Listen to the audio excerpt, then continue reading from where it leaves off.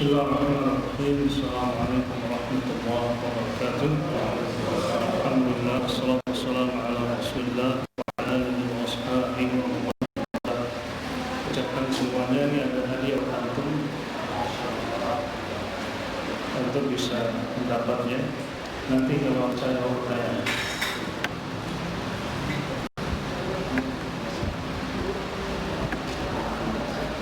Ini alkohol non semuanya murni, dan aromanya insyaallah antum sudah pernah menciumnya insyaallah. Baik. Sudah sampai di mana kemarin?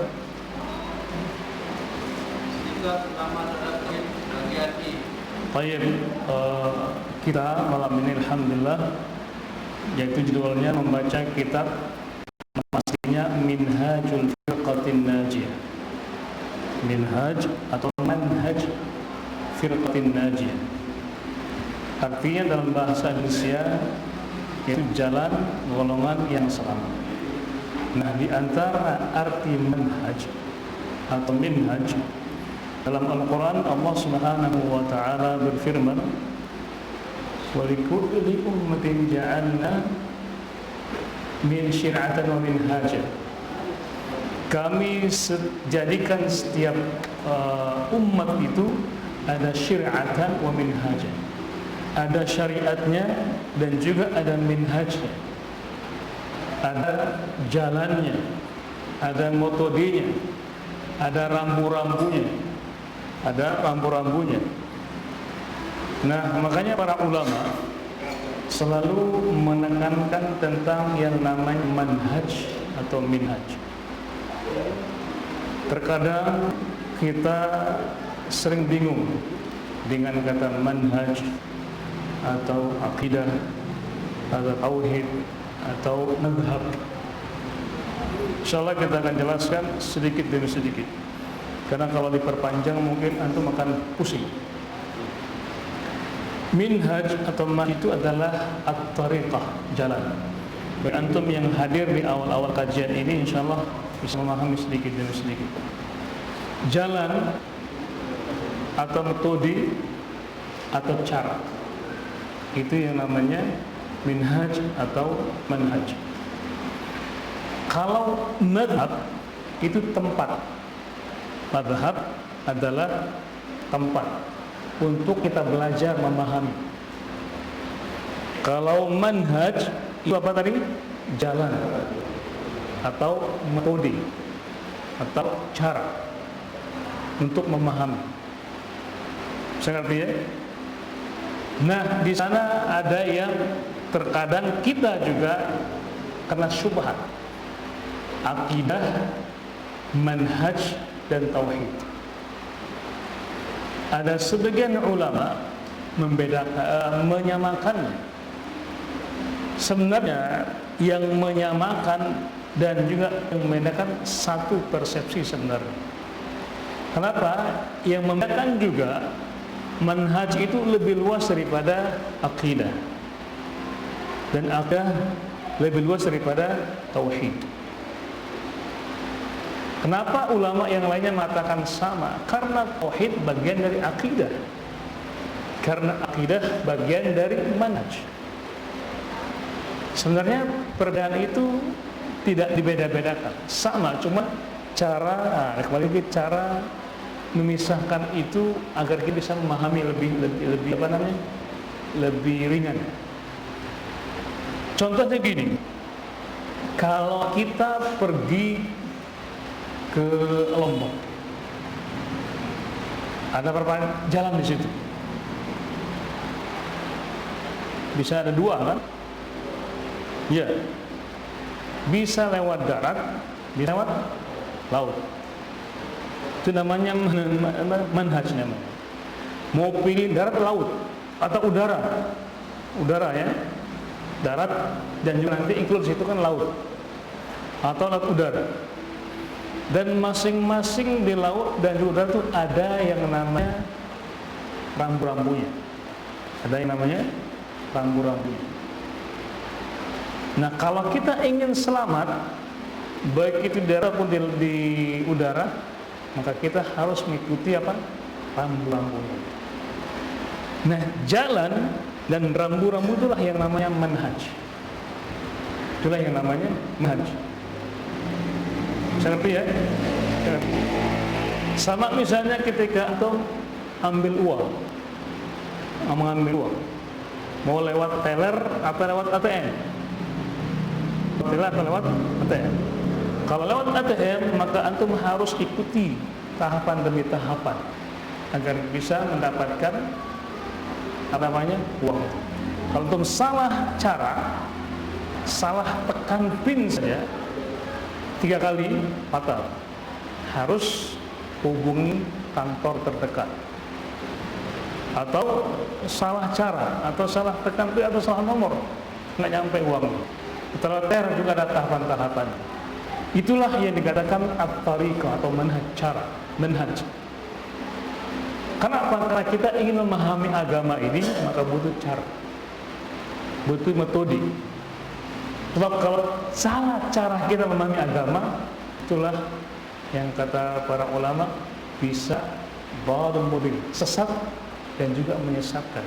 Kalau kita salah caranya, salah metodenya, salah tahapan-tahapannya. Ya sepilihnya tadi kan, kalau antum ambil ATM salah cara, bisa enggak? Enggak. Bisa kartu antum terblokir atau yang lainnya. Nah begitu juga dalam memahami agama ini butuh yang namanya manhaj, metode untuk memahami. Makanya ulama manhaj diantaranya Syekh Albani rahimahullah ta'ala, Syekh Rabi' hafizahullah ta'ala mengatakan, apa kata beliau? Al-manhaju a'ammu minal al-aqidah, wal aqidatu a'ammu minat tauhid. Itu kata beliau. Jadi manhaj itu lebih umum daripada aqidah, dan aqidah lebih umum daripada tauhid. Nah, jadi untuk memahami agama, bagaimana cara bertauhid, kita harus memahami caranya dulu. Kemudian untuk memahami bagaimana orang itu bertauhid, maka kita harus pahami dulu akidah. Kemudian di sana syubhatnya, kita boleh gimana Abu Dhabi, gimana syubhatnya? Beda manhaj, satu akidah. Bisa pandang dari dua hal, bisa salah, bisa benar. Bisa salah, bisa benar. Kalau yang dimaksud itu adalah hal-hal yang pokok, kita berbeda, maka itu salah. Itu hal yang salah. Karena agama ini kan ada usul, ada furu'. Ada namanya pokok, fondasi, ada yang cabang-cabang. Ada yang cabang-cabang.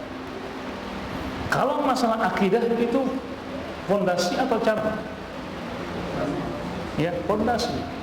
Maka ulama sepakat tidak boleh berbeda, harus satu cara. Karena Nabi saja semuanya, baik dari Nabi Adam AS sampai dengan Nabi Muhammad SAW, mereka satu caranya, satu manhajnya, yaitu mengajak umat ini untuk mentauhidkan Allah Subhanahu wa ta'ala. Allah berfirman apa? وَلَقَدْ بَعَثْنَا فِي كُلِّ أُمَّةٍ رَسُولًا أَنِ اعْبُدُوا اللَّهَ وَاجْتَنِبُوا الطَّاغُوتَ. Sungguh kami telah mengutus pada setiap umat seorang rasul. Artinya setiap umat ini ada rasul. Sampai dengan Nabi kita Muhammad sallallahu alaihi wasallam. Ani ibudullah. Maka hendaklah kalian itu menyembah Allah saja, mentauhidkan Allah, akidah. Wajtanibut taghut, dan juga menghindari yang namanya taghut, yaitu sesembahan selain Allah Subhanahu wa ta'ala. Nabi saja dalam hal yang pokok bersatu. Tapi kalau yang lainnya furu', masalah fikih, syariat, itu berbeda-beda. Berbeda-beda. Makanya syariat Nabi Adam beda dengan syariat Nabi setelahnya. Syariat Nabi Adam boleh menikahi saudari yang bukan pasangannya. Makanya Habil wa Qabil itu kan menikahi bukan pasangannya. Kemudian umat-umat sebelum juga dibolehkan menikahi adik kakak. Misalnya antum menikahi kakaknya, boleh menikahi adik. Tapi syariat Nabi Muhammad SAW berbeda, tidak boleh. Illa ma salaf. Dalam Al-Quran, illa ma salaf, kecuali yang sudah lampau. Nah, kalau yang dikatakan perbedaan itu adalah hal yang usul, maka itu salah. Tapi kalau yang dikatakan hal yang furu', seperti perbedaan pendapatnya para ulama dalam hal fikih misalnya, masalah fikih, ada yang misalnya kalau yang sir bismillah, sir dengan jahar, itu masalah yang furu', maka itu yang dikatakan perbedaan yang mu'tabar, tetapi yang disahkan, yang diakui. Tak boleh berbeda, tapi boleh satu meja ngopi, kata. Ingat, akidah jangan disamakan dengan ngopi. Ya, akidah jangan disamakan dengan ngopi. Akidah jangan disamakan dengan yang lainnya. Kenapa? Karena di hal yang full. Kalau perbedaan masalah akidah, maka itu tidak boleh. Harus satu jalan, satu cara memahaminya. Nah, masalah contoh misalnya tahlilan misalnya, akidah usul atau furu' itu? Usul atau furu' tahlilan? Ya. Kalau berbicara masalah hal yang gaib, yang mana kita tidak mengetahui, maka itu adalah bagian yang usul akidah. Maka harus satu manhaj, harus dengan manhaj yang sama untuk memahami. Mengucapkan Natal itu usul atau furu'? Usul itu. Kenapa? Walaupun hanya sekedar ucapan, tapi ucapan seorang itu bisa kufur kalau dia salah menempatkan, wal-iyadu billah. Walaupun itu ucapan, tapi yang haram menjadi halal. Kenapa? Itu usul. Contoh misalnya kalau untuk menyembelih hewan, hewan yang tidak dibacakan bismillah, yang tidak, yang dibacakan bismillah halal, yang tidak haram, hanya sekedar ucapan, hanya sekedar ucap. Ketika ada ucap kabul, Yunan tunggu dulu, harus belajar. Yang sebelumnya tidak boleh disentuh istri itu, ketika kita berucap, aku terima, gimana? Lupa.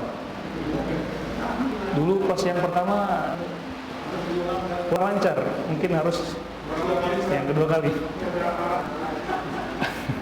Aku terima, gimana sih? Aku terima nikahnya dan kawinnya dengan mas kawin sekian. Ucapan kan? Ucapan. Tapi ucapan itu imbasnya apa? Bisa jadi halal. Dan sama juga dengan ucapan Natal ini. Sama juga ucapan Natal ini. Kenapa? Natal itu kan ucapan selamat apa tuh? Apa konsekuensinya? Mengakui. Mengakui. Ketika ada orang yang dilantik, selamat atas jabatan Anda. Berarti kita mengakui kan? Nah, ketika kita mengatakan selamat Natal apa ya? Dia telah mengakui adanya anak Tuhan.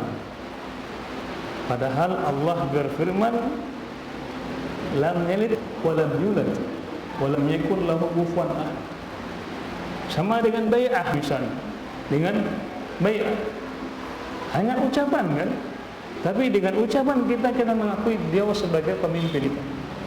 Jadi jangan berbeda. Kalau masalah furu berbeda, itu hal yang wajar. Ulama pun berbeda pendapat. Termasuk juga mazhab yang empat itu.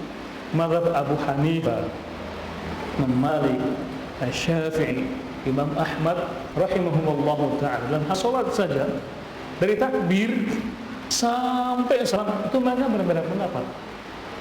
Berbeda pendapat. Tapi sama dalam, masih dalam koridor akidah yang benar, manhaj yang benar. Saya mungkin ini sekilasnya Allah Ta'ala. Lanjut. Sikap ulama terhadap tauhid. Ulama adalah waris para nabi dan menurut keterangan Al-Quran yang pertama kali disebutkan oleh para nabi adalah tauhid, sebagaimana disebutkan Allah dalam firman-Nya, dan artinya sesungguhnya kami telah mengutus Rasul pada tiap-tiap untuk menyerukan sembahlah Allah saja dan jauhilah tauhid. An-Nahl ayat 36. Dan karena itu wajib bagi setiap ulama untuk memulai dakwahnya. ya, sebelumnya ada sebelum. Baik.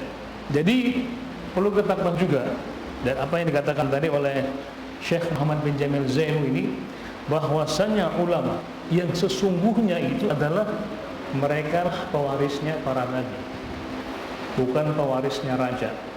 Raja hanya mewariskan tahta, bukan pejabat yang hanya mewariskan tahta, bukan orang kaya raya yang mewariskan juga, tidak. Tapi ulama ini mewariskan apa? Ilmu, mewariskan ilmunya. Itu merupakan sebuah keilmuan atau kemuliaan yang sangat luar biasa ketika seorang itu menjadi pewarisnya Nabi. Bayangkan mungkin di antara kita ingin menjadi warisnya raja-raja, betul tidak? Kenapa kita mendapatkan melimpah ruahnya harta raja? Tapi ada yang lebih mahal daripada itu, lebih mulia, yaitu warisannya para nabi. Siapakah mereka? Itu para ulama. Dan nabi-nabi itu semuanya satu dakwah, yaitu mendakwakan tauhid. Menurut ulama pun yang benar-benar ulama, pasti mereka itu mendakwakan tauhid. Mereka fokusnya adalah mendakwakan tauhid. Apa itu? Mengajak umat ini agar mereka menyembah hanya kepada Allah saja, bukan kepada yang. Itulah ulama yang sesungguhnya, dan itulah dai yang sesungguhnya. Kenapa? Kenapa mereka gencar mendakwakan tauhid, bahkan marah kalau tersebarnya kesyirikan? Kenapa? Karena mereka telah menzalimi Allah Subhanahu wa taala, menzalimi pencipta. Kenapa? Karena kesyirikan adalah kezaliman. Allah berfirman apa? Inna syirka ladzulmun 'adzim. Karena sungguhnya kesyirikan adalah kezaliman yang sangat besar. Nah, ketika ada ulama yang marah dengan kesyirikan, itulah yang sungguhnya. Ketika ulama atau dai yang menggencar mengajak ke tauhid, itulah dai yang sesungguhnya. Kalau dai yang abal-abal atau hoax, mereka hanya bersuara ketika kezaliman dunia, ketika harga naik, ketika pemimpinnya zalim, mereka bergencar, wah kita harus pilih. Bahkan dengan gencarnya itu mereka berjalan. Ingat, itu hanya zalimnya apa? Kezaliman manusia. Mereka semangat luar biasa, mengencarkan mulut dengan teriakan-teriakan yang luar biasa. Namun ketika Allah dizalimi, mereka diam. Buktinya kesyirikan majalah, mereka diam. Bahkan dikembangkan, dilestarikan, dibudidayakan kesyirikan tersebut, bahkan dijadikan sebagai simbol daerah tertentu, sebagai simbol. Mereka diam saja. Kenapa? Hati mereka terketuk. Kenapa? Karena mereka du'atun ala abwabil jannah, dan mereka dai yang berdiri di pintu neraka. Na'udzubillah, tsumma na'udzubillah min dzalik. Kenapa? Karena kezaliman hamba mereka bersuara kencang. Namun ketika kezaliman Allah atau Allah dizalimi, mereka diam saja. Seperti ya? Baik, lanjut. Karena itu wajib bagi setiap ulama untuk memulai dakwahnya sebagaimana para rasul memulai, yakni pertama kali menyeru manusia kepada mengesahkan Allah dalam segala peribadatan, terutama dalam berdoa, sebagaimana disabdakan Rasulullah SAW, doa adalah ibadah. Naam. Jadi oleh karena itulah ulama yang sesungguhnya itu ketika mereka berdakwah, mereka memulai dengan mendakwah tauhid. Makanya pendiri bangsa ini mereka meletakkan fondasi negara apa? Dengan lima sila itu. Apa yang pertama? Ketuhanan yang, itulah ulama yang sesungguhnya. Dahulu ulama, masya Allah, berjuang dengan sesungguhnya agar menegakkan tauhid di negara kita Indonesia ini. Bayangkan, silah yang pertama Dan yang paling utama apa? Ketuhanan yang luar biasa, Masya Allah. Itulah ulama yang sesungguhnya. Yang sekarang sini ketika menerapkan tauhid, mengajak tauhid, kita dituduh memecah belah umat. Dai yang mengajak umat ini untuk mentauhidkan Allah Subhanahu wa taala dituduh apa? Memecah belah umat. Karena termasuk juga dalam berdoa kepada Allah Subhanahu wa taala. Bahkan doa-doa yang kita ucapkan ini juga terselip kesyirikan di situ. Dan itu tersebar di masyarakat. Yang sering saya katakan itu, doa yang dibacakan oleh umatnya apa? Ila hadratin Nabi al-Mustafa al-Fatihah. Saya ulangi lagi. Ila apa nih ila? Kepada hadrah, kehadiran An-Nabi al-Mustafa yang terpilih al-Fatihah. Berarti mereka berdoa kepada siapa? Mereka berdoa kepada Nabi, bukan kepada Allah Subhanahu wa taala. Karena mereka mengatakan ila, kepada kehadiran.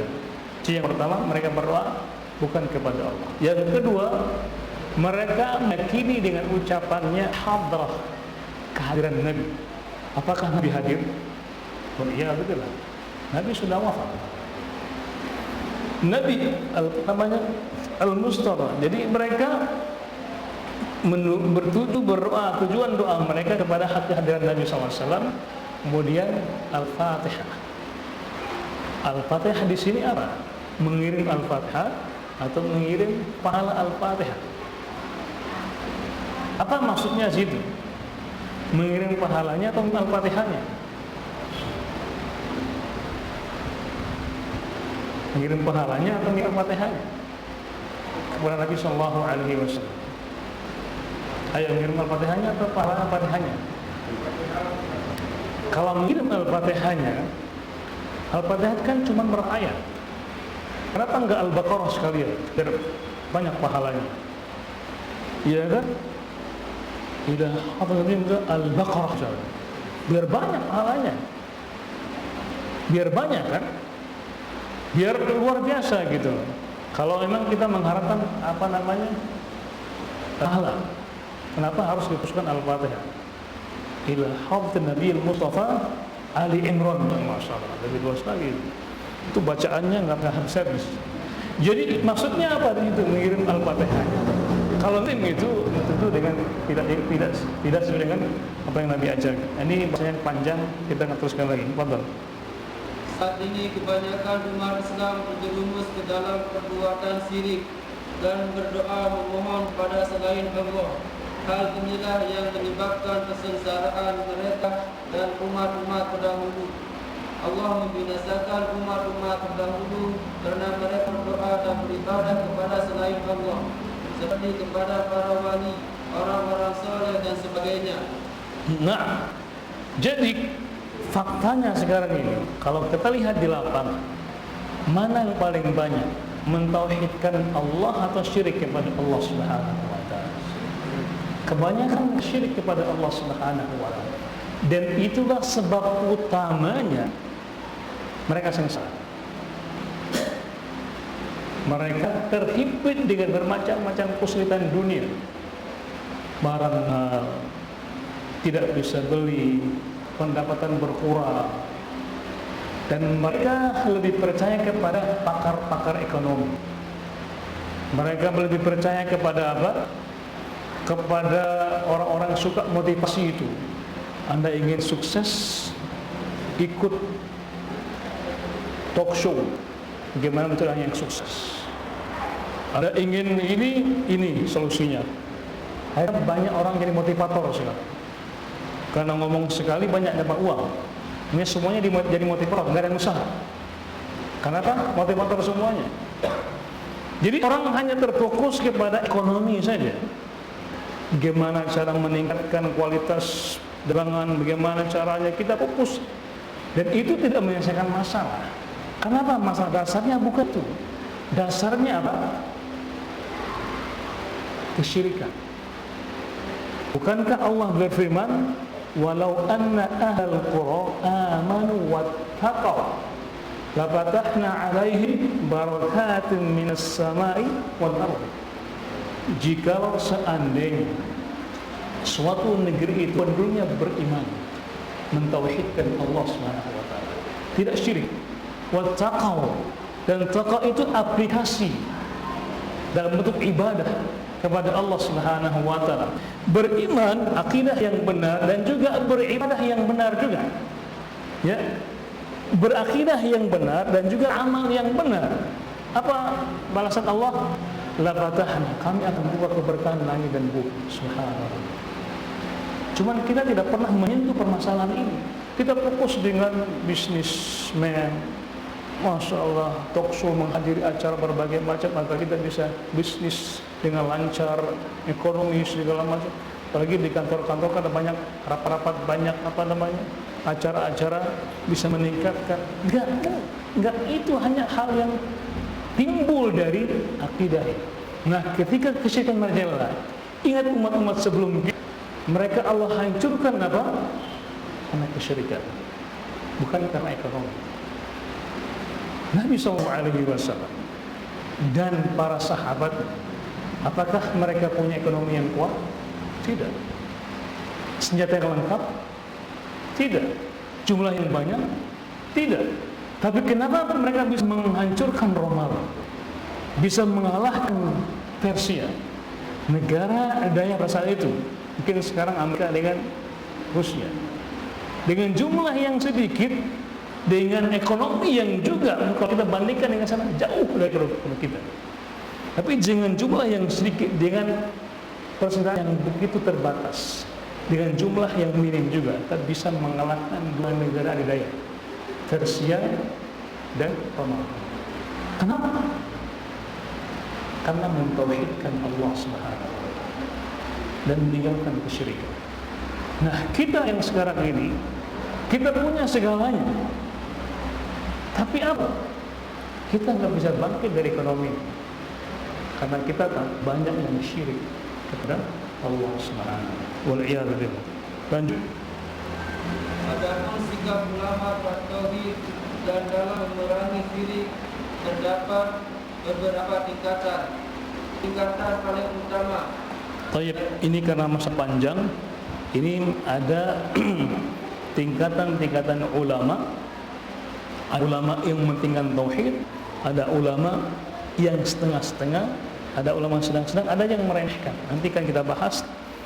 Kita tinggalkan waktu untuk kita diskusi dan jawab. Ingatkan ya, nanti di situ bahasan kita. Wallahu ta'ala.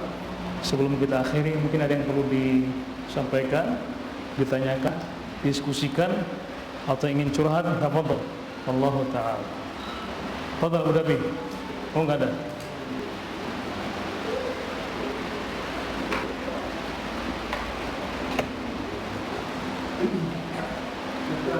Nah.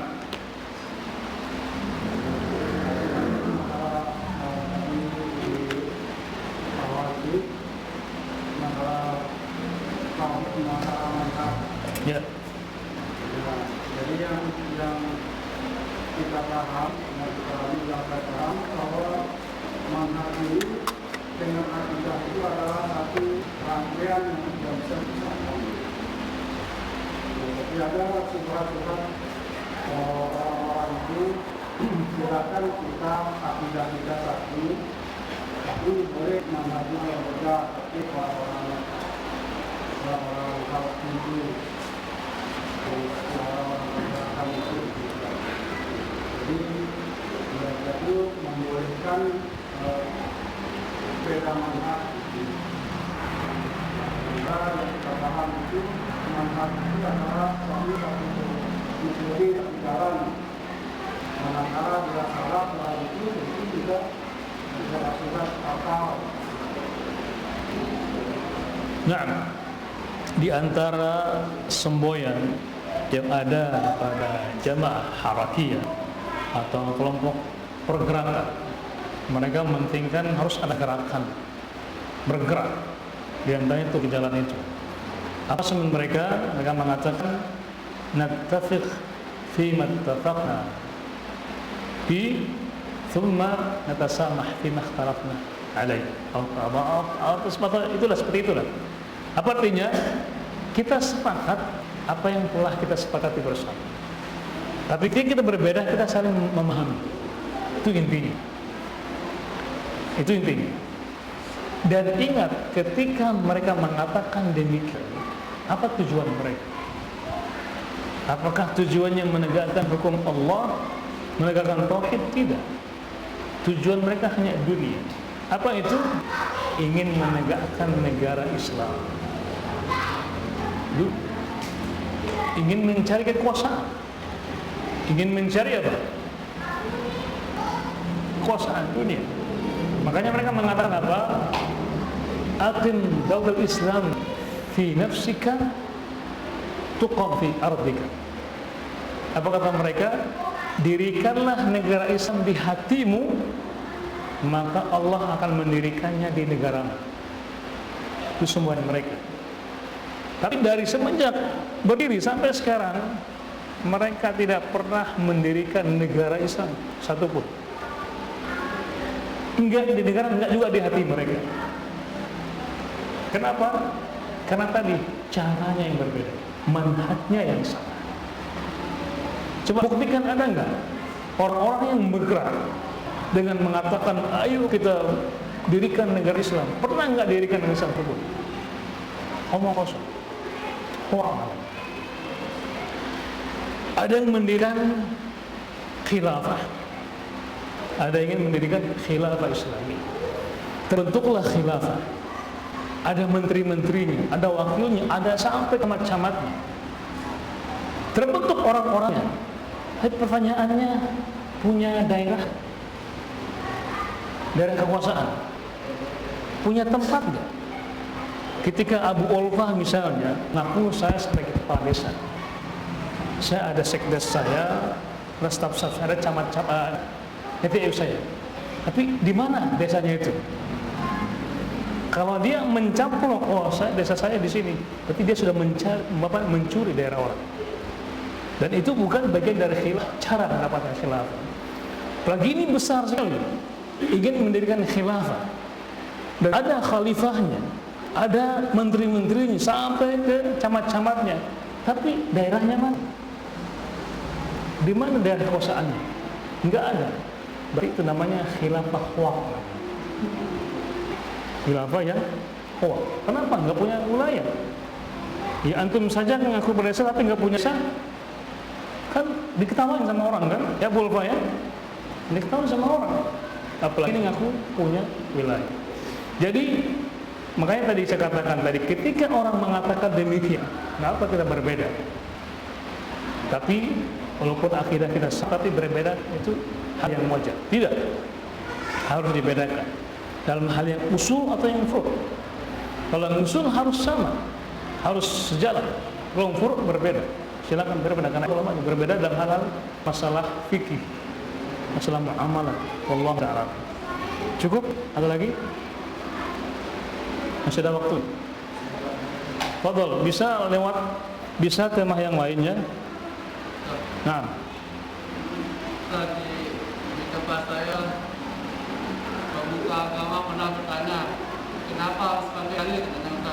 Saya dengar jawab apa? Masya Allah. Kenapa harus pakai dalil? Itu sederhana. Itu bisa jawab. Anda bisa jawab nggak? Saya tanya, saya kasih hadiah. Kenapa harus pakai dalil? Karena itu alasan kita mengawasan. Ya? Ada panduannya. Karena Bentar. sebagai panduan kita ulama, itulah dalilnya. Karena dari Allah dan Rasulnya. Bisa dicontohkan lebih. Ini orang awam dia. Kita katakan di. Ya. Sholat caranya ke sholat. Sementara di Al-Quran pun tidak dijelaskan caranya. Maka kita pakai hadis. Dan hukum-hukum misalkan hukumnya hukum nikah satu. Itu dijelaskan di Al-Quran, juga diberikan di hadis Rasulullah SAW. Bisa lebih disederhanakan dikit bahasanya agar orang mau paham. Tapi antum dapat hadiah, Bang. Abu Erika, Bang. Untuk menjawab tadi. Belum. Silakan. Antum mau jawab apa pertanyaan? Antum jawab atau bertanya tadi? Mau jawab bisa. Jadi ini Ustaz harus pakai dalil. Iya. Tapi itu adalah jalan dari Allah dan Rasul. Karena segala sesuatu yang kita kerjakan itu beriman dengan ibadah itu ada contoh dari Allah dan Rasul. Dan dari itu bagaimana? Dari hadis dan dari itu. Masya Allah. Antum dapat? Atau mungkin tambahan Ustaz? Ya, silakan teman-teman. Karena kita sudah bersama Ustaz. Sallallahu alaihi wasallam, maka harus kita ikuti Allah dan Rasulnya Ustaz. Masya Allah. Ya, kalau kita paham, ini orang masih awam. Betul.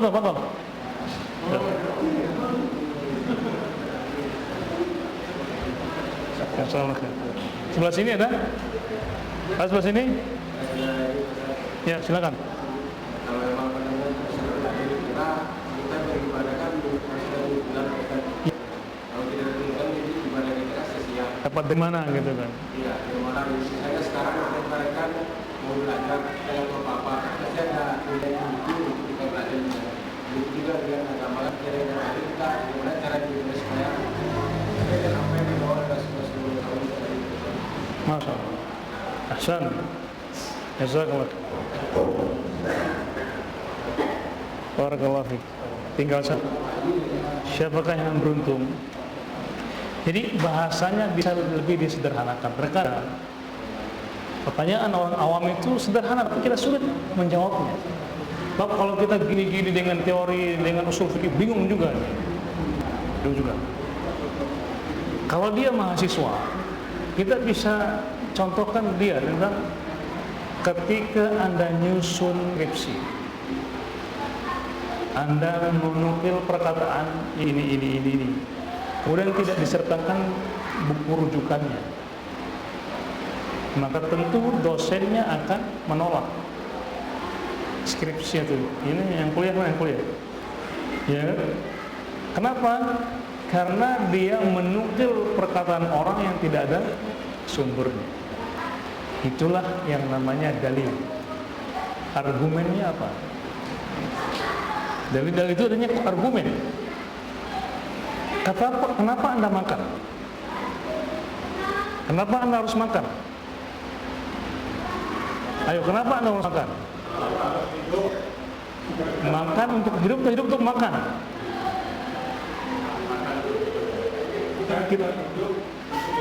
Iya, agar kita bisa hidup kan. Itu sederhananya yang demikian. Nah, kenapa kita beragama harus dengan dalil? Karena kita berada di jalan Allah Subhanahu wa taala, maka kita ikuti aturan Allah. Dengan contoh misalnya, kalau antum dari dari Sumbawa ke Mataram, naik kendaraan tadi, di sana ada rambu-rambu kan? Iya, rambu-rambu. Itulah juga merupakan dalil. Kalau antum beribadah tanpa dalil, ibaratnya antum jalan tanpa rambu-rambu, tanpa belok kiri, belok kanan, nabrak sana, nabrak sini. Kalau antum tidak atur, bisa ngerti ya? Bisa ngerti nggak? Bisa pahami ya? Kemudian juga sederhananya begini, ketika antum sakit, pergi kemana? Kemana? Dokter. Kenapa harus dokter? Ada ilmunya tentang suatu penyakit. Mereka mempunyai ilmu tentang penyakit. Ya, karena dokter belajar khusus untuk orang sakit, dia tahu. Itu namanya dalil. Ini namanya dalil, ada argumennya. Nah, agama ini kenapa harus ada dalilnya? Kalau antum nggak pakai dalil, tahu nggak cara sholat? Ketika Allah mengatakan aqimus shalah, dirikan sholat, nggak usah pakai dalil. Terus gimana tuh? Hai milik kita. Dan itulah kenapa orang itu ketika mengamalkan ibadah tanpa dalil, kita lihat berbeda-beda caranya. Berbeda caranya. Zikir misalnya, karena dalil beda-beda. Ada yang kepalanya muter-muter, ada yang begini, ada yang goyang-goyang. Kenapa begitu? Karena tanpa dalil. Tapi kalau orang dengan dalil dengan satu caranya. Jadi itu Dalil yang menyatukan. Tanpa dalil memecah belah. Makanya Allah berfirman, "Wa ma atakumur rasul fakhudhu wa ma nahakum anhu fantahu." Segala apa yang ada pada diri Nabi maka laksanakan. Kalau tidak ada, tinggalkan. Jadi agama ini simpel sebenarnya. Ada dalil, laksanakan. Nggak ada dalil, nggak ada dalil, apain capek-capek? Kan begitu simpel agama ini. Ada dalil, laksanakan. Nggak ada, laksanakan. Kan begitu. Sama dengan bawahan, atasan. Ketika ada bawahan, ada perintah, laksanakan. Nggak ada perintah, apain capek-capek kan? Gitu, paham ya? Wallahu ta'ala. Tinggal satu. Ada lagi? Tapi kan antum dapat tadi. Cukup ya? Ada lagi? Sebentar lagi. Tafadhal. Bismillahirrahmanirrahim. Mengenai momen-momen saat ini kan menanam jagung, kan kebiasaan di antara beberapa orang itu Ustaz, terutama dari agama lain Ustaz, dalam proses menanam jagung, mereka itu cenderung itu misalnya kayak ini melihat bulan, cuaca dan lain sebagainya berdasarkan kalender di agama mereka itu Ustaz. Dan dari pengalaman itu biasanya mereka itu lebih paham atau mengenai perkiraan cuaca dan lain sebagainya berdasarkan kalender itu Ustaz. Nah, ketika kita dalam menanam jagung ini ikuti gitu Ustaz, apakah boleh bisa kayak dia itu tanggal sekian dan bulan sekian ini cuacanya atau perkiraan dari musim di saat itu untuk menanam jagung itu Ustaz. Nah, ketika kita mengikuti untuk menanam jagungnya itu Ustaz, nah kira-kira bagaimana itu Ustaz? Ya, bisa boleh, bisa tidak. Boleh antum ikuti cara dunianya, tapi jangan ikuti akidah, karena mereka punya keyakinan dalam hal tersebut. Nah, ketika berakidah jangan ikuti. Tapi kalau berdasarkan ilmu mereka tentang dunia, Nabi bersabda, "Antum a'lamu bi umuri dunya." Kalian lebih tahu tentang urusan dunia kalian. Makanya kita boleh belajar komputer dan kafir. Komputer itu siapa yang menemukan? Kita boleh belajar. Boleh fisika, kimia, kedokteran dikembangkan oleh mereka, kita boleh. Walaupun mereka kafir. Tapi jangan ikuti tidak. Ikuti hanya sebatas ilmu dunia saja. Tapi sebenarnya kalau kita mau merangkum itu semuanya datang dari kaum muslimin semuanya. Mereka mencuri dari orang Islam dan mereka lah yang mengembangkan. Dan itu boleh ikuti cara mereka dalam hal dunia, tapi jangan ambil akidah. Wallahu ta'ala alam. Kita akhiri dengan doa majelis. Subhanakallahumma wa bihamdika asyhadu an la ilaha illa anta wa astaghfiruka wa atubu ilaik. Wassalamualaikum warahmatullahi wabarakatuh. Bulfa